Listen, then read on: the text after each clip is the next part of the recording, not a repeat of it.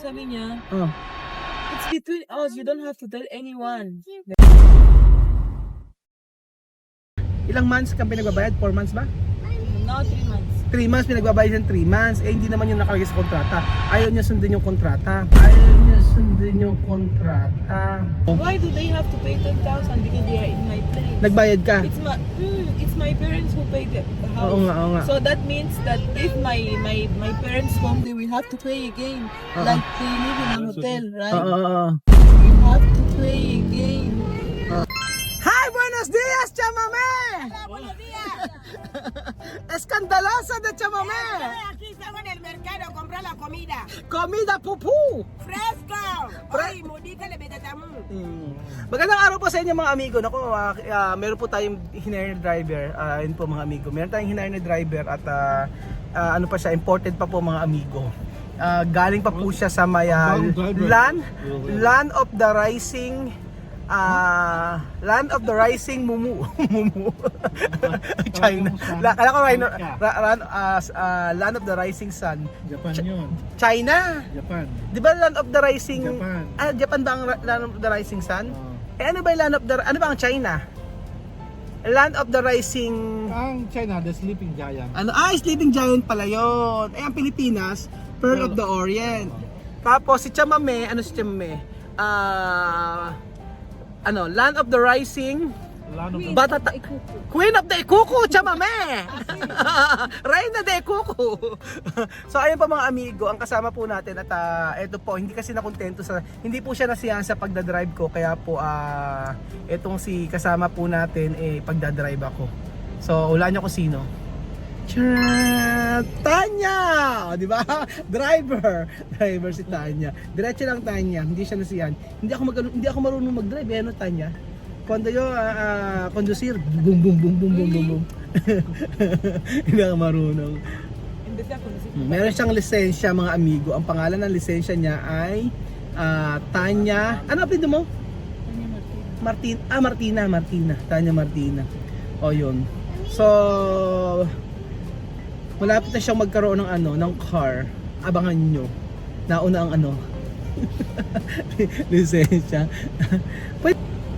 Ang kanilang license daw ay international license, mga ganun. Sa Ikuko nagda-drive ka? Ikuko? Hindi. Yeah, in the city. In the city. Oh, may sasakyan sila Tanya, diba? Pagda-drive na tayo, pupunta tayo mamaya, lilibot tayo, siya ang mag-drive.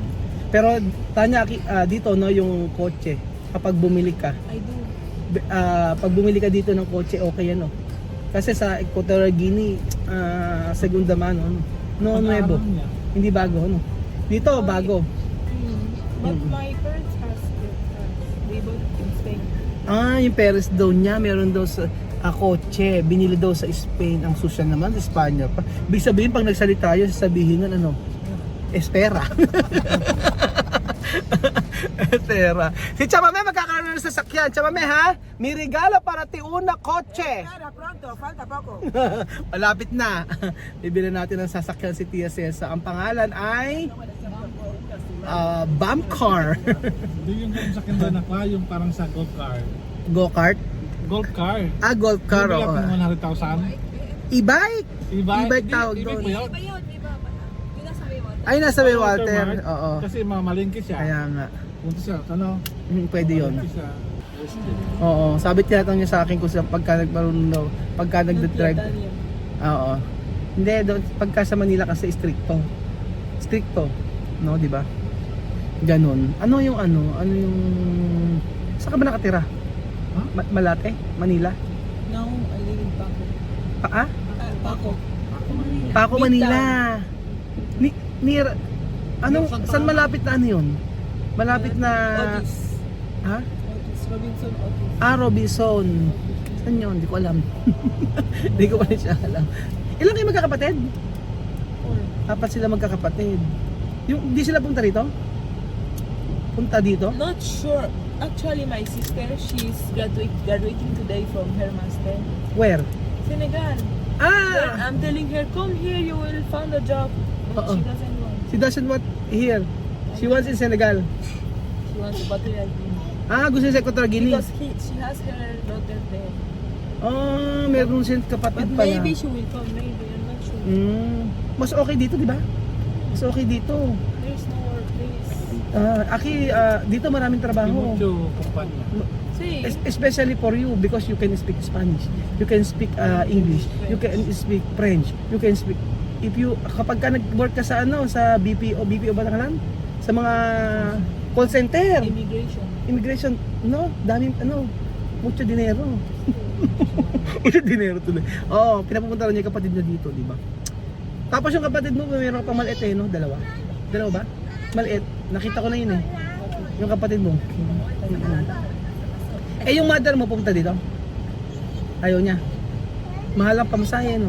Expensive. Expensive, very eh. expensive. Oo. Siya yung yung naghihingi sa akin ng tulong, sabing ganun yung kanyang nagbabayad siya ng Nagbayad ka na ba? Nung sa room, sa bahay? My apartment. Sa apartment mo? Ano sabi? Ano sabi niya? What? Straight. Straight lang. ¿Qué decir? ¿Quién? Esto, ella. Mama? No, the apartment. Sa apartment. Nag- Sabi niya, Oh. it's between us, you don't have to tell anyone. Diba? No. Then she did not ask me about that anymore. Oh, she did We it. follow the contract now. Now we follow. Oh, tingnan mo nga. Oh, di ba? Kasi she thought I'm alone. So she can do whenever she wants to. Ngayon pinalo niya yung contract. Oh, di ba? Pinaka tumalaw. Oo. Kasi hindi sinabi ko kasi sa kanya kasi nga po pinagbabayad si Tanya. Ilang months kang pinagbabayad? 4 months ba? Now 3 months. 3 months pinagbabayad ng 3 months. Hindi naman yung nakalagay sa kontrata. Ayaw niya sundin yung kontrata. Yun ang pinirmahan ni Tanya. So, siya rin ang gumawa ng contract. Ngayon, sinubong ni Tanya sa akin. Siguro siniisip na walang kakilala, walang kaibigan si Tanya dito. Nagka-take advantage. Ngayon, Kausap mo ba? kinausap ko yung babae. Ano sabi sa'yo? Hindi siya nag-reply sa akin. Pero sabi yan sa Kausap. minessage ko, hindi siya nag-reply sa akin. Ngayon, ang sabi nga ng babae, kay Tanya, sa kanilang dalawa na lang daw yun. Huwag daw sabihin sa ibang tao. O ngayon, hindi na siya siningil ng 3 months. Pinalo niya na yung kontrata. O di ba? Kawawa din yung iba palang nationalities dito kapag wala kang kaibigan. Minessage ko lang eh.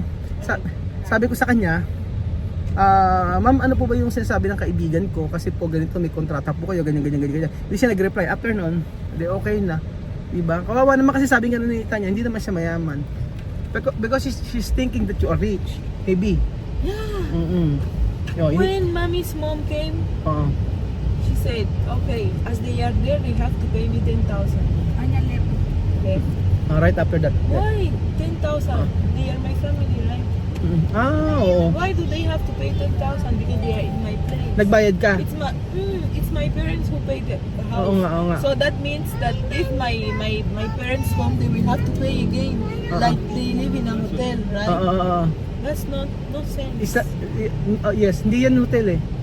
Pinagbayad, nagpunta rin parents siya dito, pinagbayad daw sila ng 10,000 kasi daw nag-stay sa bahay. Pwede siguro yung babayaran lang sa ilaw, kuryente, dagdag siguro, no? Or sa ewan ko, basta dapat, ewan ko, tama ba? Hindi ko rin po kasi alam, baka kasi may rules, meron silang may policy. Ano ba ito niya? Condominium? Apartment? Ano ba yung apartment o condo? Condominium daw. Di ba pag inoccupy mo yung isang ganun? Oo nga. O tama nga, di ba? Baka nga ganun. Depende sa Oo. Buti ko doon doon sa sa red doon sa kontrata, no? After she mura told doon. us, she put in the contract max of 2. Maximum 2. Sa kontrata daw. Doon na. Tanya, go.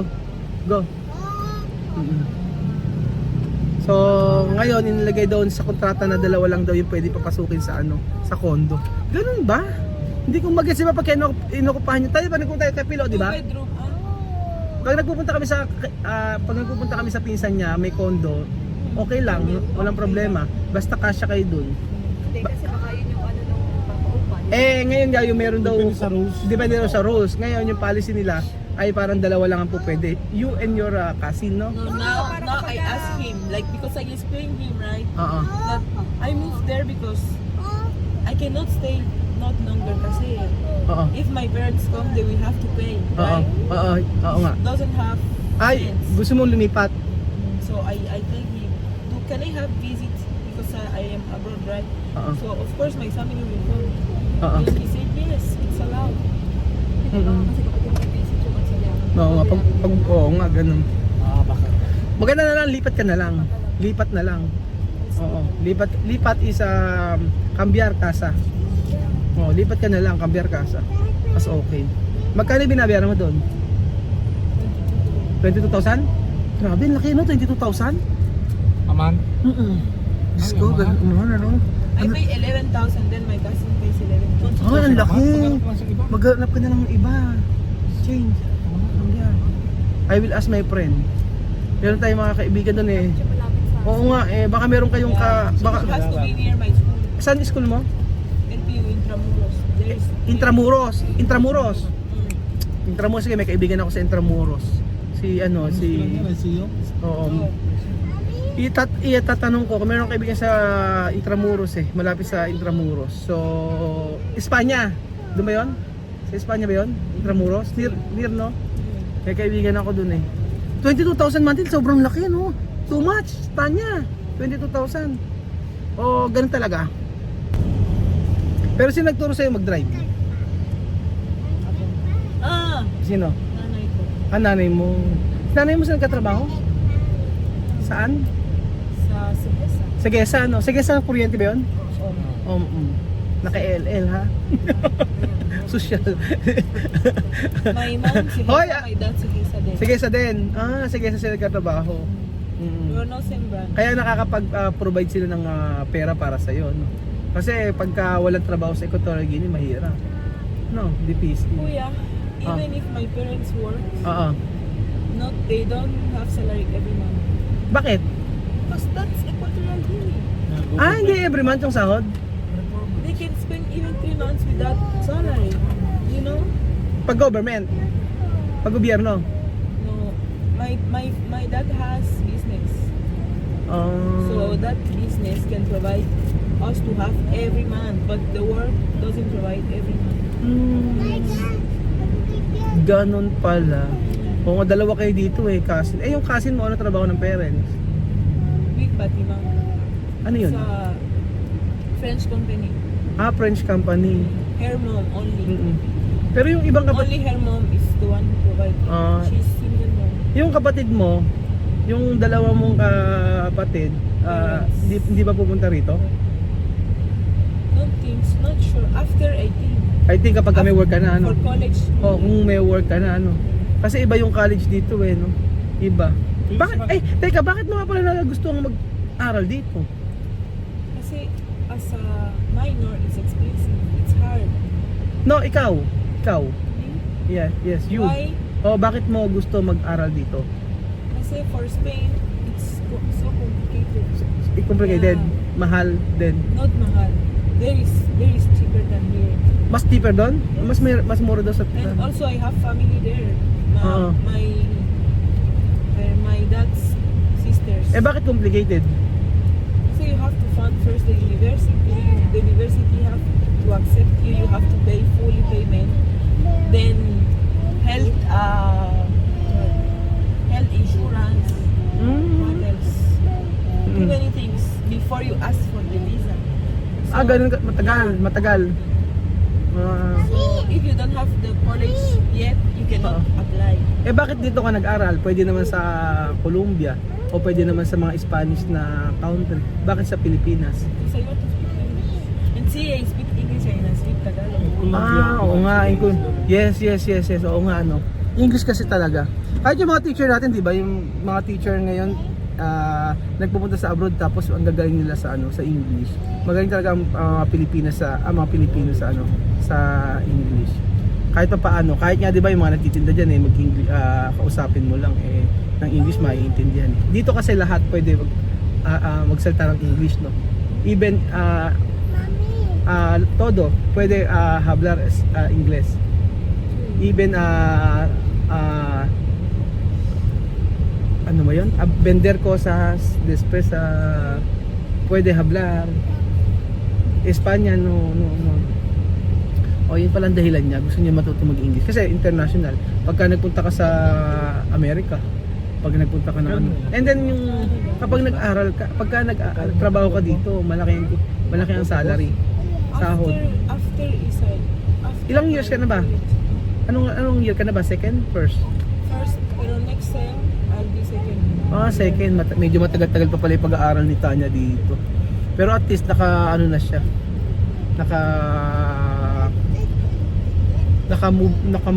Naka-adjust na siya dito.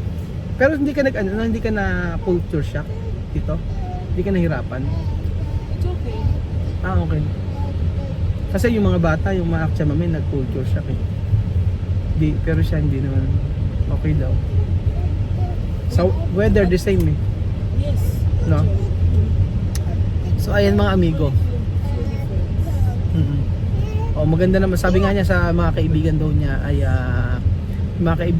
niya ay Pilipino o may mga klase siya mga Pilipino. Dalawa lang silang foreigners. Yung kasama niya, ano niya, pinsan? Pinsan niya yan, oo. Anong ulang visa? Anong visa niya ng pinsan mo? Tourist. Tourist. Because she's minor. But Tourist. me, I have student. Ikaw student. Yes. Pares lang din nila siya, mami. Same lang din. Sumangko Oo. siya, student permit siya every 2 Oo, months. every Kaya binigay ka ng student permit, 6 months din. Ilang months yung ano niya? Is yung 1 year. 1 year yung ano niya? Nine. Ikaw, 1 year. Siya, 6 months. 2 months, 2 months. So, tama nga, Bedyo, 2 months. Yung student permit, Student permit. 1 year. Sila siya, mami, 6 months. Student permit. Depends. Ha? For her, it's August to May. August to May. August to May. So, the whole academic year. August to May. 1 year, 1 year. 1 year. Oo. One school. One school year. Kailangan misma lang, 6 months. kasi nga dapat doon kasama. Probinsya kasi. Magsabay. Province. Probinsya kasi.